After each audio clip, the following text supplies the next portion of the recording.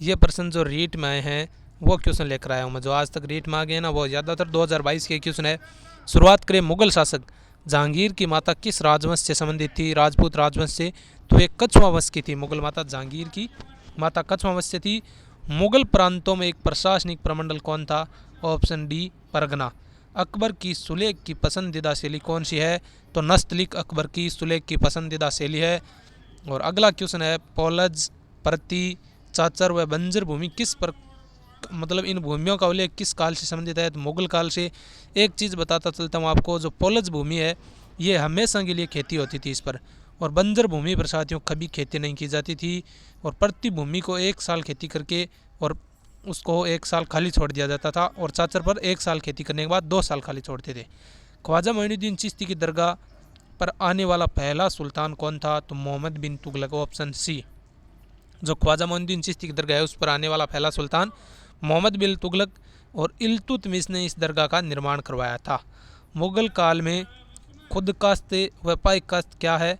तो किसानों के प्रकार थे। खुदकाश्त और पाईकाश्त किसानों के प्रकार थे साथियों।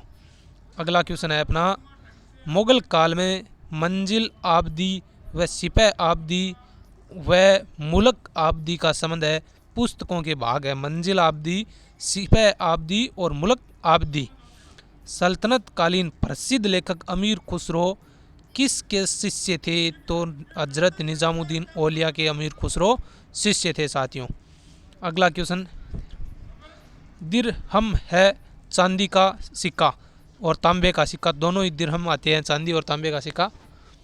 शेर शाह सूरी का अंतिम अभियान किस शासक के विरुद्ध था? कालिंजर अभियान अंतिम अभियान था।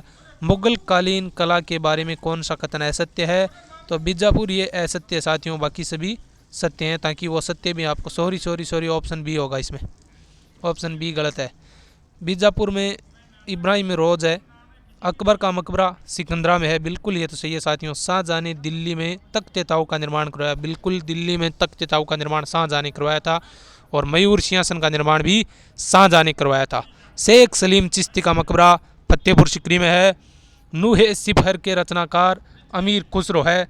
और अगला क्वेश्चन थोड़ा सा ऊपर ले लें, दस्तक शब्द से क्या तात्पर्य है? शुल्क मुक्त व्यापार, यानी उस व्यापार पर शुल्क नहीं लगता था, उसे दस्तक कहते थे। किस मुगल बादशाह के काल को हिंदी साहित्य का स्वर्ण युग कहा जाता है?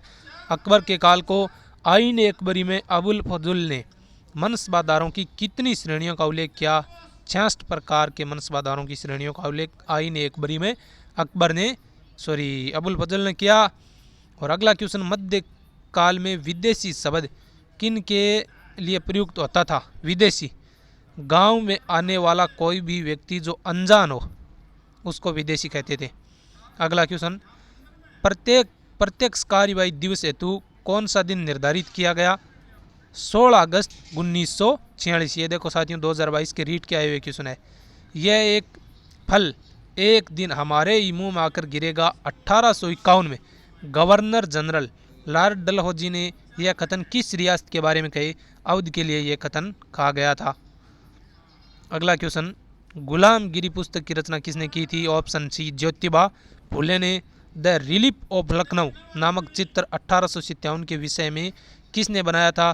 थॉमस जॉनसन बार्कर ने। अगला क्वेश्चन है, महाराष्ट्र के सतारा में समांतर सरकार की स्थापना कब की गई? 1943 में। अमेरिका के शिकागो में सर्वधर्म सम्मेलन किस वर्ष आयोजित हुआ? 1893 को। और तूफानी हिंदू स्वामी विवेकानंद गए थे उसमें, और उसी दिन से इसे तूफानी हिंदू कहा जाता है विवेकानंद जी को। 7 नंबर क्वेश्चन, भारतीय राष्ट्रीय आंदोलन की कौन सी घटना सबसे पहले घटित हुई?